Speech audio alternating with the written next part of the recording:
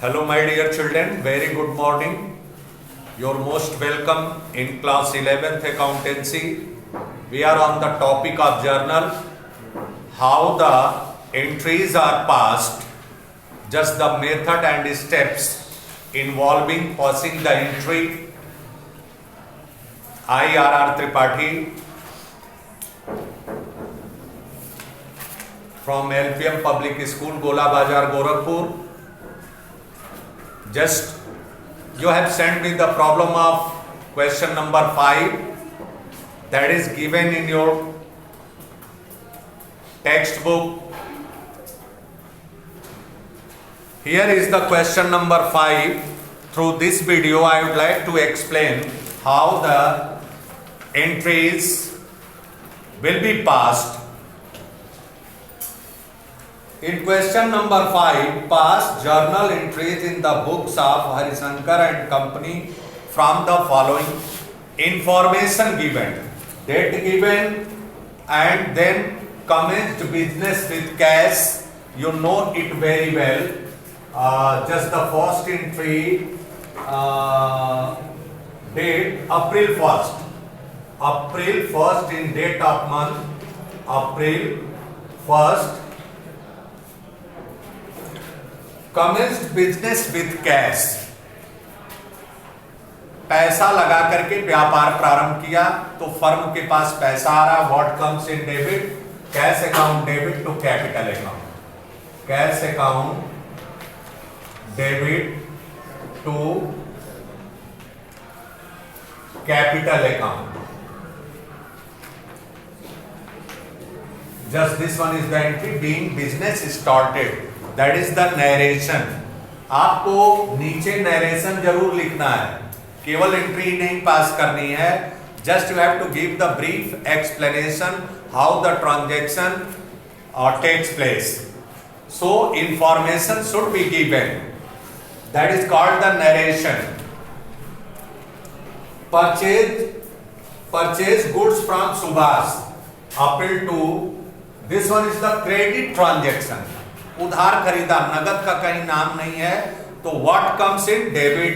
Just the purchase always debit, purchase account debit, purchase account debit.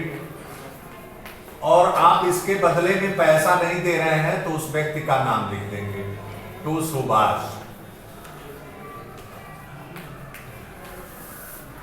Just the amount here 50,000, 50,000 and the goods purchased 20,000. 20,000. Now the next transaction, 4th April, sold goods. Goods sold to Ramnath. सामान आप बेच रहे हैं लेकिन से उसके बदले पैसा नहीं मिल रहा है, मतलब उधार बिक्री है. तो रिसीवर इज द डेबिट. कौन पा रहा है माल को? Ramnath. Ramnath debit to sales account, to sales account. Just the amount is 15,000. 15,000. Ramnath return defective goods. अब जो रामनाथ को सामान बेचा है हमने, माल जो बेचा है उसमें कुछ माल खराब है, उसको उसने वापस कर दिया. और जब वापस कर दिया तो हमारा कौन सा माल वापस हो रहा है? Sales return. जो हमने बेचा है तो सेल्स रिटर्न हमेशा डेबिट होता है. 6 तारीख को sales return account debit, sales return account debit to, कौन वापस कर रहा है? गिवर रामनाथ है. रामनाथ को आपने सामान बेचा था, to Ramnath. 1,000. 1,000. Next one, received cash from Ramnath and discount allowed. Ramnath से हमने 13,800 रुपए नगद प्राप्त किया और 200 रुपए का उनको छूट दिया. Ramnath 10 received cash, what comes in debit? Cash आ रहा हमारे पास, कैश अकाउंट डेबिट कितना आ रहा है? 13,800। उसके बाद डिस्काउंट उन्हें छूट हम दे रहे हैं, तो इसका मतलब है कि वो एक्सपेंस है, खर्चा है, तो खर्च हमेशा डेबिट होता है। Discount account debit, discount account debit 200।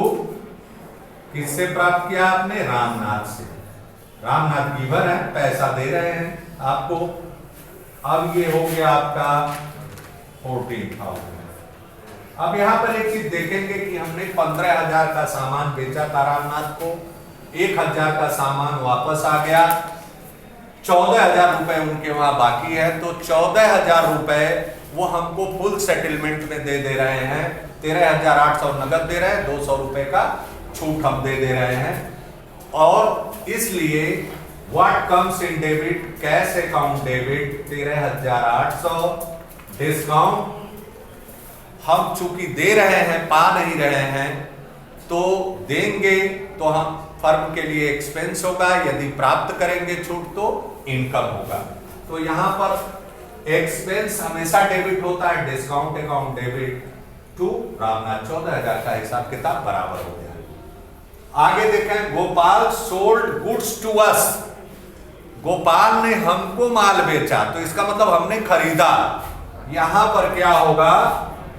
12 को purchase account debit to Gopal,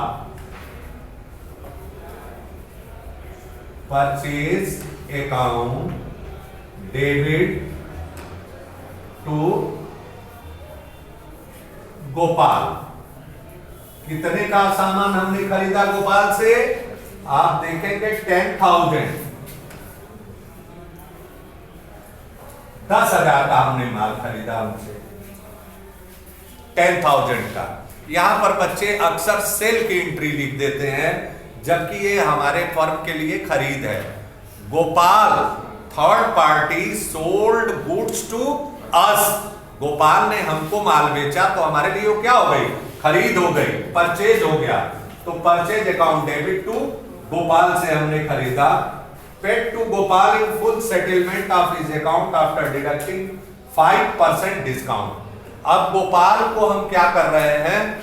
पैसा भुगतान कर रहे हैं, तो यहां पर लिखेंगे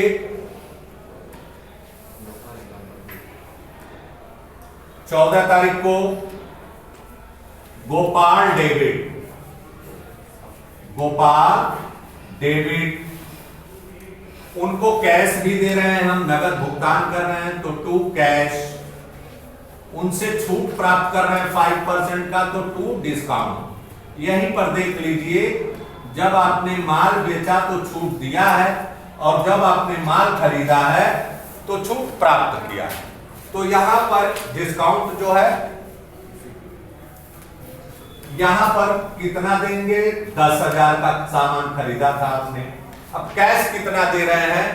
तो 10,000 का 5% आप निकाल लेंगे, मीन्स 500 रुपीज। तो 500 रुपए आपका डिस्काउंट का हो गया, और 9,500 रुपए आपने कैश दिया। ये being paid to Gopal and discount receive. भाई 10,000 का सामान बेचे थे हम, 5% का हमको छूट प्राप्त हुआ, तो 5% निकालेंगे 10,000 का, तो 10,000 इंटू 5/100, 500। तो 500 जब छूट प्राप्त हो गया, तो हम उनको नगद कितना देंगे? 9,500 रुपए। अब आइए, पेड रेंट, रेंट पे करेंगे, तो ये एक्सपेंस है बेटा। कितनी तारीख को है ये? 15 तारीख को। तो आप लिखेंगे rent account debit to cash, खर्चा है, खर्च हमेशा डेबिट होता है, rent account debit to cash. आपका हो गया 10,000 10,000। उसके बाद paid rent for Harishankar residents.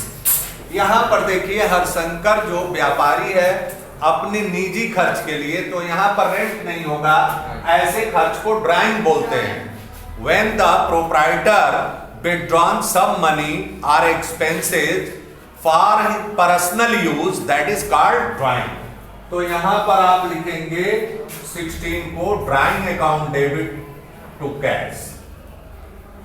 खर्च हमारा निजी खर्च है, drawing account debit to cash. आप देखेंगे कितना है ये 5,000 रुपीज। उसके बाद purchase goods for cash from Govind ₹6,000 at 20% trade discount. 20% trade discount है तो परचेज अकाउंट हमेशा डेबिट होता है। 20 तारीख को परचेज अकाउंट डेबिट किससे खरीदा आपने? कैश खरीदा है, टू कैश।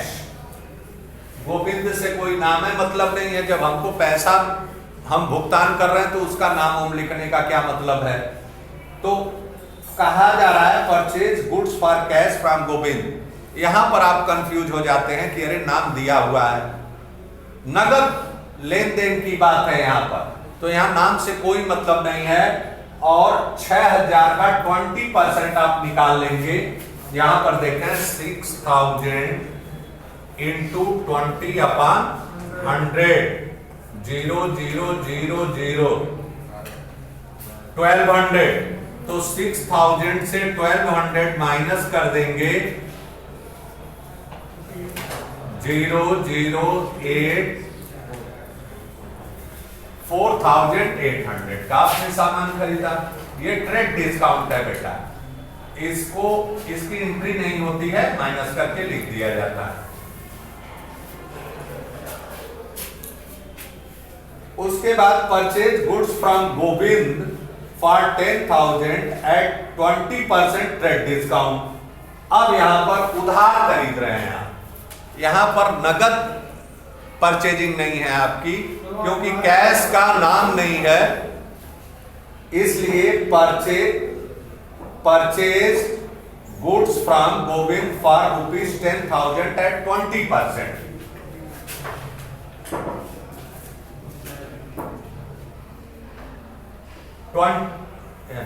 डेट यहां पर है, ये 18 तारीख को है और ये 20 तारीख को। आप लिखेंगे फिर purchase account debit, purchase account debit to Govind, ये क्रेडिट ट्रांजैक्शन हो गया। टू गोविंद 20% ट्रेड डिस्काउंट है आपका। और 10,000 का 20% आपका होगा 10,000 इंटू 20/100। आप अलग ऐसे कर लें, 10,000 इंटू 20/100 0,000 2,000 मीन्स 8,000। आपने जो सामान गोविंद से खरीदा है वो 8,000 का 20% 10,000 का ट्रेड डिस्काउंट होगा 2,000 रुपए।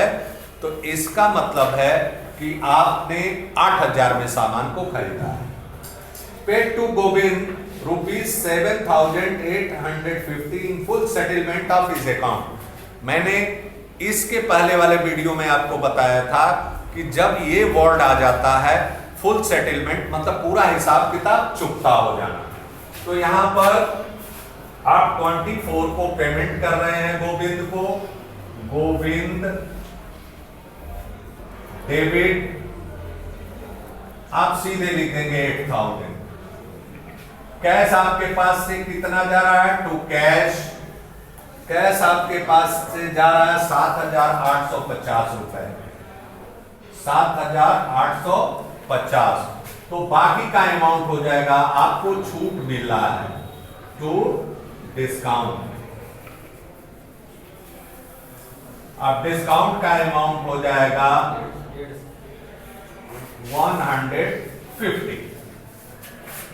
150 रुपीज आपको छूट मिल गया। उसके बाद paid to Subhash ₹4750 discount, receive ₹250। Subhash से आपने माल खरीदा था परचेज गुड्स फ्रॉम 20,000 का, तो यहां पर अभी तो आपके फुल सेटलमेंट में नहीं है, केवल इतना आप ये कर रहे हैं। तो यहां पर भी लिखेंगे 25 को सुभाष डेबिट, रिसीवर है, receiver is the debit, Subhash debit to cash to discount. छूट भी रिसीव कर रहे हैं आप टू डिस्काउंट। तो डिस्काउंट यहां पर हर जगह क्रेडिट हो रहा है क्योंकि आप छूट प्राप्त कर रहे हैं। इनकम है आपका, तो आपका हो गया 250 और कैश दे रहे हैं आप 4750, 5000 का पेमेंट दे रहे हैं। अब उसके बाद paid wages, salaries, advertisement expenses and trade expenses, ये सारे के सारे खर्च हैं। तो एक ही साथ इनको आप डेबिट कर सकते हैं, अलग अलग ना लिख करके एक ही साथ सारे खर्च डेबिट हैं। वेजेस अकाउंट डेबिट आपका है ये 30 तारीख को, वेजेस अकाउंट डेबिट। उसके बाद है salary account debit, salaries debit, अलग अलग ना करके कंपाउंड एंट्री कर देते हैं, debit. Advertisement expenses account debit, advertisement debit and trade expenses debit, व्यापारिक खर्च जिसे बोलते हैं, trade expenses debit to cash. अब आप यहां पर अमाउंट लिखते जाएंगे 400, 400, सैलरी 4000 है। उसके बाद एडवर्टाइजमेंट एक्सपेंसेस 800 है। उसके बाद आपका ट्रेड एक्सपेंसेस 1000 है। अब हो जाएगा 4 5 8 4 12 के तो 6200 टोटल। चाहे तो इसे आप अलग अलग भी कर सकते हैं, wages account debit to cash, salary account debit to cash, वो अमाउंट तो कैश कॉमन है सब में, तो इसकी कंपाउंड एंट्री कर दिया, एक साथ कंपाउंड एंट्री, सारे खर्च एक साथ डेबिट कर दिया, एक ही दिन दिया हुआ है। और चाहे तो इसे आप wages account debit, salaries account debit, फिर उसके बाद advertisement expenses account debit to cash, ऐसे करते चले जाएंगे। ये होता है जर्नल करने का तरीका, बस वही रूल इंप्लीमेंट होगा। यदि सारे खर्च, एक बार पुनः मैं दोहराता हूं उसे, what comes in debit, what goes out credit, receiver is the debit, giver is the credit, all the expenses debit, all the incomes credit. So remember my dear children, whether you are capable to apply the rule of the golden rule of the commerce, how the transactions are debited or credited, your entry will be passed always correct. You can pass the entry correctly. Remember, so apply the rules. Thank you very much.